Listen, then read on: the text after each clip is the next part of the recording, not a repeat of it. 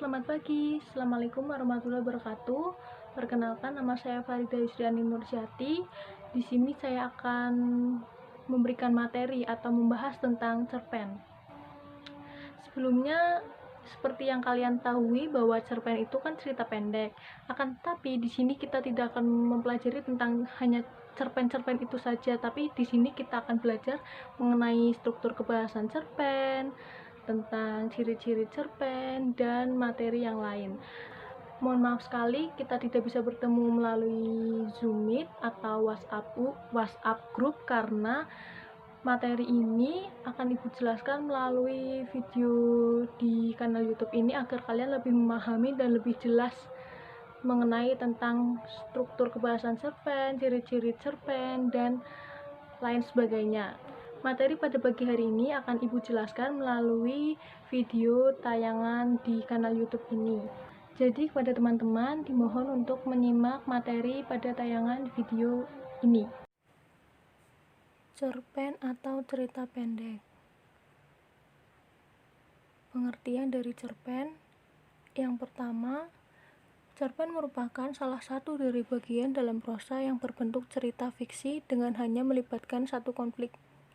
Sementara itu, fiksi sendiri memiliki pengertian berupa tulisan prosa tentang peristiwa dan karakter yang dibayangkan tidak nyata. Berbeda dengan novel atau novelet, cerpen lebih pendek dari segi isi. Yang kedua, cerpen merupakan sebuah karya sastra pendek yang bersifat fiktif dan mengisahkan tentang suatu permasalahan yang dialami oleh tokoh secara ringkas mulai dari pengenalan sampai akhir dari permasalahan yang dialami oleh tokoh. Yang ketiga, cerpen terdiri dari 1.600 sampai 10.000 kata. Selanjutnya ada ciri-ciri cerpen. Cerpen memiliki 5 ciri-ciri. Ciri-ciri yang pertama itu ada terdiri atas 1.600 sampai 10.000 kata sehingga membutuhkan 10 sampai 30 menit saja untuk membacanya. Ciri-ciri yang kedua ada berfokus pada satu subjek atau tema. Maksudnya, cerpen biasanya berfokus pada satu subjek atau tema. Subjek atau tema berupa sesuatu yang biasa seperti tugas sehari-hari sehingga mempunyai nilai moral yang tinggi. Ciri-ciri yang ketiga ada berfokus pada satu alur. Cerpen biasanya berlangsung dalam satu latar sehingga berfokus pada satu alur sehingga hanya bersifat satu konflik dan tidak ada konflik turunan. Ciri-ciri yang keempat yaitu berfokus hanya pada satu atau beberapa karakter. Cerpen biasanya hanya berfokus pada satu atau beberapa karakter, sehingga karakter bersifat datar atau watak yang dimiliki tidak berubah secara berangsur-angsur. Ciri-ciri yang terakhir yaitu diksi mudah dipahami.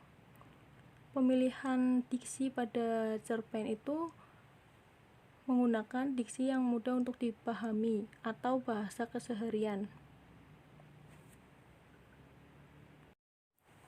Selanjutnya ada struktur pembangun cerpen. Struktur pembangun cerpen yang pertama yaitu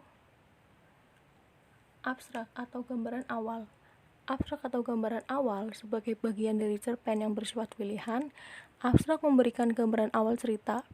Selain itu, abstrak juga berisi rangkuman atau intisari dari cerita, dan dari abstrak juga pembaca bisa memperkirakan pesan yang ingin disampaikan oleh seorang penulis. Yang kedua ada orientasi atau perkenalan tokoh dan latar. Pada bagian ini, tokoh dan latar diperkenalkan.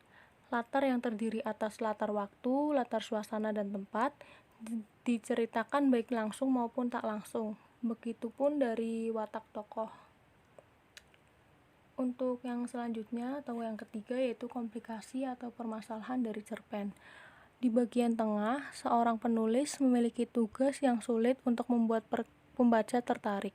Sebelum mencapai akhir cerita, tokoh-tokoh akan menghadapi konflik dan seringkali hal-hal yang lebih buruk bagi mereka dan mereka perlu menemukan cara untuk membereskannya. Bagian inilah yang disebut dengan komplikasi. Selanjutnya ada evaluasi atau perjalanan konflik. Maksudnya evaluasi pada bagian ini Cerpen menyajikan perjalanan konflik sampai ke titik tertinggi atau klimaks, yang setelahnya akan ditemukan pemecahan ataupun peluraian. Selanjutnya ada resolusi atau penyelesaian. Pada bagian ini terdapat peluraian, yaitu saat titik tertinggi mulai menurun hingga bertemu pada bagian koda. Selanjutnya ada koda atau akhir dari cerita dan terdapat amanat. Bagian ini adalah bagian akhir dari cerpen. Penulis akan menyampaikan pesan moral yang baik secara eksplisit maupun implisit.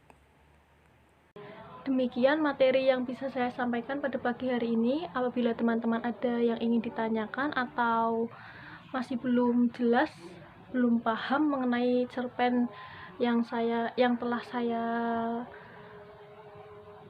jelaskan, bisa menambahkan pertanyaan atau bertanya melalui kolom komentar di bawah. Presensi kehadiran pada pertemuan kali ini akan Ibu catat kehadiran kalian melalui kolom komentar yang kalian tambahkan di bawah video ini. Jadi jangan lupa untuk berkomentar dan menambahkan pertanyaan bagi yang belum memahami tentang materi yang telah saya sampaikan. Demikian materi yang bisa saya sampaikan. Apabila ada pertanyaan, bisa kalian tanyakan di kolom komentar di bawah ini. Wabillahi taufiq wal hidayah. Wassalamualaikum warahmatullahi wabarakatuh.